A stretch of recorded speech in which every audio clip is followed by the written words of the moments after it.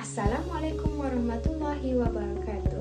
Nama saya Nurul Izzah binti Muhammad Nazri, matric number 17DIB18F2027, dan rakan pembentang saya Anisah binti Jabir, Ahmad Zahid bin Azhari dan Fatin Elisa binti Abdul Fattah ingin membentangkan satu kajian yang bertajuk konsep judi sebagai gejala sosial, iaitu kajian simulasi ke atas sistem taruhan dalam permainan rolek. Tapi sebelum itu, suka saya kongsikan apakah isi kandungan kajian yang akan kami bentangkan pada hari ini adalah seperti berikut. Judi merupakan satu kebiasaan buruk yang berpengaruh pada kehidupan sosial masyarakat kita pada hari ini. Fenomena ini sering dijumpai dalam kalangan masyarakat dewasa kini. Banyaknya permainan judi yang tumbuh dan berkembang pada era informasi dan globalisasi sekarang ini. Peningkatan judi sebagai gejala sosial banyak menimbulkan kebimbangan dalam kalangan masyarakat. Akibat dari kesalahan sosial ini, ia boleh menyebabkan pelbagai masalah dalam kehidupan masyarakat. Yang selanjutnya dikenali sebagai masalah sosial adalah tindakan atau tingkah laku yang bertentangan dengan undang-undang yang telah ditetapkan, seperti yang dinyatakan dalam undang-undang di Malaysia. Semua aktiviti perjudian jatuh di bawah bidang kuasa Akta Rumah Perjudian Terbuka.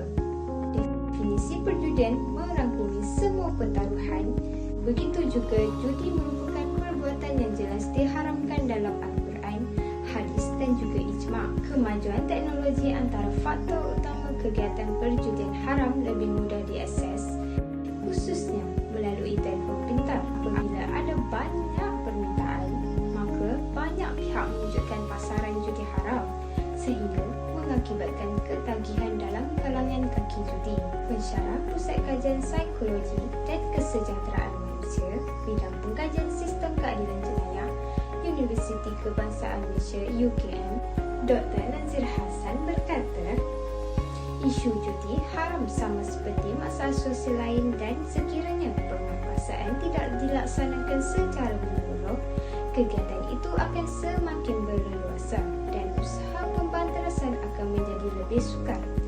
Objektif kajian yang dapat diketahui dalam kajian terhadap judi sebagai masalah sosial terdapat 3, iaitu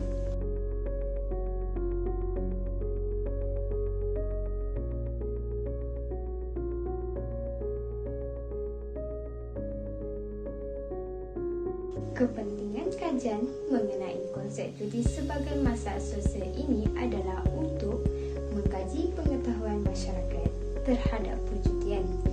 Kita dapat mengetahui hasil kajian bahawa sama ada masyarakat menyedari secara menyeluruh tentang perjudian yang akan menyebabkan masalah sosial terjadi. Oleh itu, kita secara langsung akan menyedari betapa pentingnya dalam mengambil tahu mengenai perjudian yang menyebabkan berlakunya pelbagai masalah sosial pada masa kini. Masyarakat juga perlu menyedari bahawa perjudian adalah perkara yang patut dielakkan daripada terjadi supaya tidak menimbulkan masalah sosial yang lain. Kajian yang dijalankan ini adalah untuk mengkaji perspektif golongan masyarakat terhadap judi sebagai gejala sosial. Dalam kajian ini dapat mengetahui faktor dan persepsi masyarakat terhadap perjudian sebagai salah satu punca terjadinya masalah sosial. Responden dipilih secara rawak dalam kalangan masyarakat di dalam Malaysia dan hasil kajian daripada artikel, jurnal dan laman web untuk mengkaji persepsi mereka terhadap perjudian. Seterusnya, saya Anisah binti Jabir, nombor matrik 17DIB18F2050 akan menerangkan mengenai dengan sorotan kajian. Sorotan kajian adalah rumusan kajian yang ditulis bertujuan untuk menerangkan maklumat dan penyelidikan semasa dan terdahulu. Sorotan kajian ini merangkumi 3 faktor berkenaan kajian yang telah dijalankan, iaitu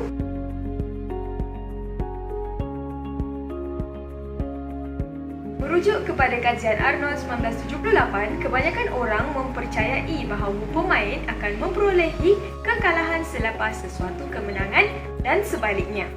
Oleh itu, tahun 1998 menjalankan simulasi kedua untuk mengkaji keadaan yang berlaku jika kejadian pertaruhan adalah bersandar. Selain itu, College 1999 juga membuat analisis mengenai dengan kebarangkalian kerugian penjudi. Melalui pembuktian, Mathematics College membentuk suatu teorem iaitu peluang terbaik untuk menang dengan jumlah tertentu dalam permainan yang merugikan adalah dengan menaruhkan jumlah yang akan membawa pulangan tersebut dalam satu pusingan. College juga membuktikan bahawa kaedah dengan membuat taruhan maksimum pada satu nombor sahaja dengan kebarangkalian menang sebanyak 1/37 dan membuat taruhan maksimum pada semua nombor kecuali satu nombor dengan kebarangkalian menang 36/37 adalah tidak menguntungkan pemain. Seterusnya membincangkan tentang objektif kajian. Yang pertama ialah faktor situasi. Faktor situasi adalah tekanan daripada rakan-rakan untuk menyertai apa-apa perjudian. Rakan sebaya adalah golongan yang mempunyai keinginan dan pendapat yang sama dengan mereka. Kadang-kadang perkara-perkara yang dilakukan oleh rakan mereka dianggap baik dan juga betul. Mengikut Kamus Dewan, rakan sebaya bererti anak-anak muda yang sama umurnya dalam satu kumpulan. Golongan remaja biasanya lebih mudah meniru, terikut dan terpengaruh dengan rakan sebaya. Pada tahap peringkat umur yang muda ini, remaja masih mentah, nalurinya kurang tabah dan sifat ingin cuba mudah berkobar-kobar. Jadi, apabila dipujuk atau dipengaruhi oleh rakan-rakan sebaya, mereka sudah tentu tidak dapat mengawal perasaannya untuk turut terlibat dalam gejala negatif seperti perjudian dalam talian. Objektif kedua ialah faktor persepsi. Faktor persepsi ini pula merujuk kepada cenderung bahawa kemenangan dalam perjudian adalah kerana keterampilan yang dimiliki. Penjudi yang merasa dirinya sangat berketerampilan dalam salah satu atau beberapa jenis permainan akan cenderung menganggap bahawa keberhasilan ataupun kemenangan dalam permainan judi adalah kerana keterampilan yang dimilikinya. Mereka menilai keterampilan yang dimiliki akan membuat mereka mampu mengendalikan pelbagai situasi untuk mencapai kemenangan. Mereka seringkali tidak dapat membezakan mana kemenangan yang diperoleh kerana keterampilan dan mana yang hanya kebetulan semata-mata. Objektif yang ketiga pula adalah faktor persekitaran. Banyak faktor yang boleh dikaitkan dalam perkembangan aktiviti haram ini seperti penubuhan pusat-pusat permainan yang melibatkan unsur-unsur perjudian. Namun, menurut pepatah Melayu, jika tiada angin, masakan pokok bergoyang. Ini dapat dikaitkan dengan amalan judi yang semakin membiak di kalangan masyarakat, bukan hanya berpunca dari syarikat atau agensi yang menganjurkan perjudian, malah sikap segelintir manusia juga yang menjadi faktor utama. Oleh sebab penubuhan pusat-pusat permainan yang melibatkan unsur-unsur perjudian, seseorang yang kurang jati diri akan ketagih terhadap perjudian. Masyarakat yang mempunyai perasaan ingin cuba dan kelemahan ketahanan diri akan menyertai perjudian dan akhirnya ketagih terhadap perjudian. Sekian, terima kasih. Terima kasih rakan pembentang Saudari Anissa. Saya Fatih Elisa binti Abdul Fattah, nombor matrik 17JB18F2056. Seterusnya saya akan menerangkan berkenaan metodologi kajian. Menurut kajian Radhi Sulaiman dan Chong Yun Leong, mendapati bahawa kegiatan perjudian masih dianggap sebagai kegiatan yang digemari oleh pelbagai lapisan masyarakat seperti yang berlaku pada zaman lampau, yang menular bukan sahaja dalam kalangan golongan atasan yang kaya, malah juga dalam kalangan golongan bawahan yang miskin. Antara satu daripada permainan kasino yang menjadi tumpuan ramai adalah permainan roulette. Permainan roulette melibatkan penggunaan roda roulette dan meja taruhan. Setiap pertaruhan mempunyai kebarangkalian untuk menang yang berbeza. Bayaran bagi membuat pertaruhan dan ganjarannya juga berbeza. Semakin kecil kebarangkalian untuk menang, semakin besar bayaran dan ganjarannya. Banyak kajian telah dijalankan terhadap permainan roulette, iaitu bagi mengenal pasti strategi-strategi pertaruhan yang berkesan dan dipercayai dapat mengaut keuntungan yang besar. Satu kajian tentang sistem taruhan gandaan dan sistem taruhan malar telah dijalankan oleh Januari 1998. Penyelidikan ini mengkaji kejayaan sesuatu sistem yang digunakan dan pengaruh saiz taruhan maksimum terhadap kejayaan pemain. Daripada analisis Turner, secara umumnya, sistem taruhan gandaan menjadi kerugian yang lebih banyak daripada sistem taruhan malar. Pemain akan rugi jika dia menggandakan taruhannya bagi setiap kerugian. Semakin lama pemain itu bermain, semakin banyak wang yang akan rugi. Reka bentuk kajian dijalankan untuk mencari maklumat atau data dan mengawal kepelbagaian yang tidak berkaitan supaya kajian yang dihasilkan tidak tersasar jauh dari objektif yang telah ditetapkan. Oleh itu, kajian yang terperinci telah dilakukan untuk mendapatkan maklumat yang tepat bagi menjawab persoalan kajian mengenai konsep judi sebagai gejala sosial. Kajian ini menggunakan semula kajian yang telah dikaji oleh para pekaji mengenai judi sebagai gejala sosial. Antaranya ialah kajian Radi Sulaiman dan Chong Yun Leong, iaitu kajian mengenai simulasi ke atas taruhan dalam permainan roulette. Kajian ini menggunakan kaedah kajian tinjauan. Melalui kajian ini, pekaji telah membuat tinjauan menggunakan pengaturcaraan C+, David 2010, Malik 2007 dan hasil larian simulasi dianalisis menggunakan perisian SPSS, Carver dan Nash 2005. Data prima merupakan data yang didapati dari sumber pertama atau dapat ditarifkan sebagai pengumpulan data yang dilakukan secara terus atau secara langsung oleh penganalisis dan responden. Terdapat beberapa alat yang digunakan untuk mengumpul data. Data sekunder pula merupakan data yang diperolehi dari sumber kedua atau secara tidak langsung. Selain itu, data sekunder juga boleh diklasifikasikan sebagai data yang telah diperoleh dari sumber yang utama tetapi telah diolah dengan lebih lanjut hasil daripada kajian yang dilakukan.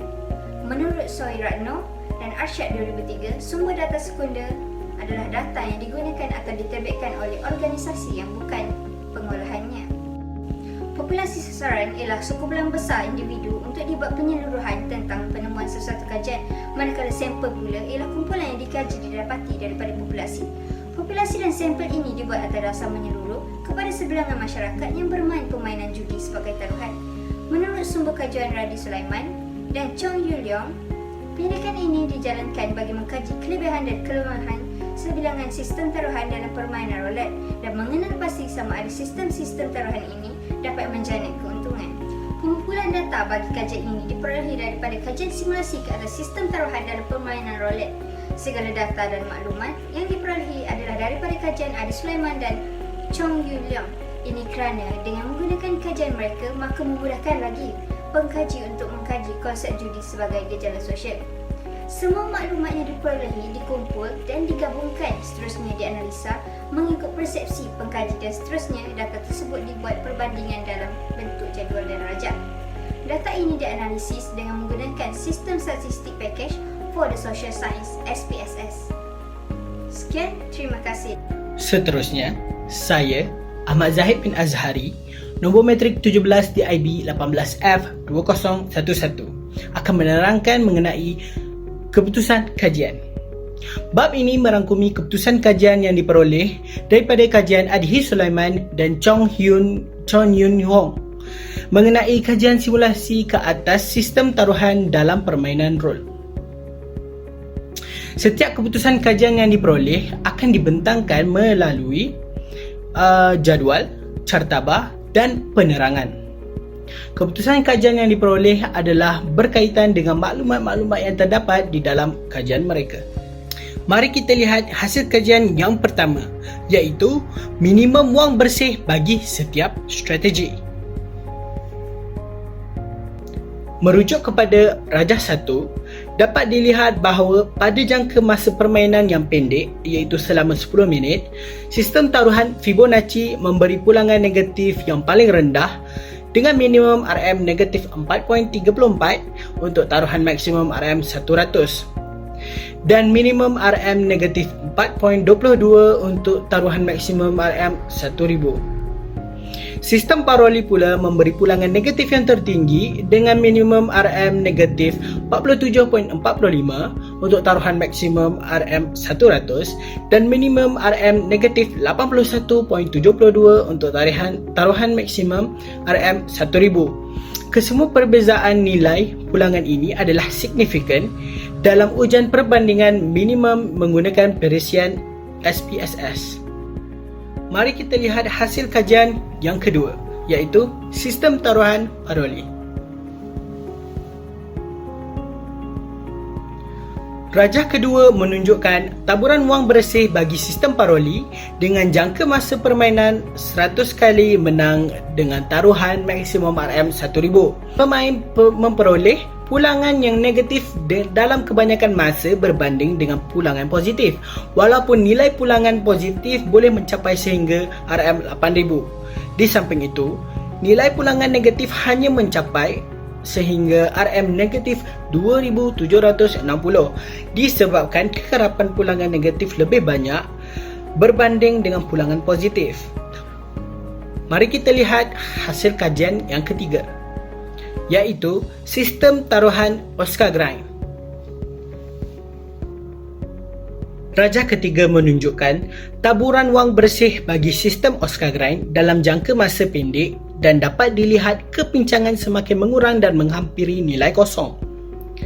Daripada output lelaran menunjukkan nilai kepincangan berkurangan daripada negatif 0.929 kepada negatif 0.899 jika taruhan maksimum bertambah. Seterusnya, hasil kajian yang keempat, iaitu sistem Fibonacci. Rajah 4 menunjukkan bahawa bagi sistem Fibonacci, kemenangan tercapai kebanyakannya selepas satu pusingan kekalahan. Kekerapan pusingan semakin sedikit apabila jumlah pusingan taruhan untuk mencapai kemenangan pertama bertambah. Walaupun sedemikian, kekerapan itu sudah memadai untuk menyebabkan kerugian dalam jangka masa yang panjang. Yang terakhir adalah hasil kajian strategi. Rajah 5 pula menunjukkan minimum jumlah bilangan pusingan yang dipertaruhkan bagi mencapai keuntungan bersih sebanyak RM1000 atau kerugian bersih. Pembangunan model simulasi telah diubah suai bagi menyesuaikan lagi dengan situasi sebenar. Pemain kini mempunyai wang permulaan yang terhad, iaitu sebanyak RM5000. Taruhan maksimum yang dibenarkan ditetapkan sebanyak RM100 dan RM1000. Itu sahaja daripada saya. Sekian.